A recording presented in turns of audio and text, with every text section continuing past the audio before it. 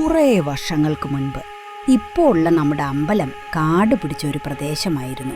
കളരിപ്പടിയുടെ കിഴക്കു ഭാഗത്തു നിന്നൊക്കെ ചില നാട്ടുവാഴികൾ നമ്മുടെ പ്രദേശത്ത് നായാട്ടിനൊക്കെ വന്നിരുന്നു.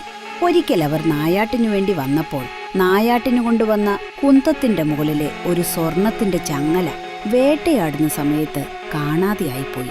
അത് തിരയുന്നതിനിടയിൽ കാട്ടിനുള്ളിലെ കാവിൽ ഒരു വിളക്ക് ആരോ കത്തിച്ചു വച്ചിരുന്നത് ഇവർ കാണുകയും ആ വിളക്ക് കത്തിച്ച സ്ഥലത്ത് ഈ നായാട്ടിനു വന്നവർ ചങ്ങല കിട്ടാൻ വേണ്ടി പ്രാർത്ഥിക്കുകയും ചെയ്തു.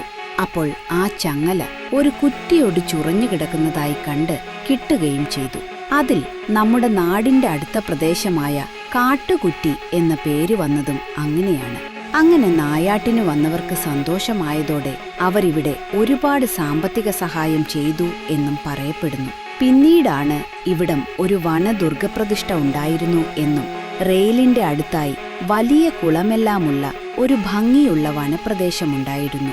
അതൊക്കെ പിന്നീട് നശിച്ചു പോയതാണ് എന്നും നശിച്ചു പോയതിനു ശേഷം അവിടെ അടുത്തുള്ള റെയിലിന്റെ മുകളിൽ നിന്നും ഒരുപാട് അപകടങ്ങളുണ്ടായി. കുറെ ആളുകളെ ട്രെയിൻ തട്ടി മരണപ്പെടുകയൊക്കെ ഉണ്ടായിരുന്നു എന്നൊക്കെ പറയുന്നു. ഒരിക്കൽ ചന്തു ആശരി എന്ന ഒരു പൂജാരിയുടെ കൈവശമായി ആ ഭൂപ്രദേശം.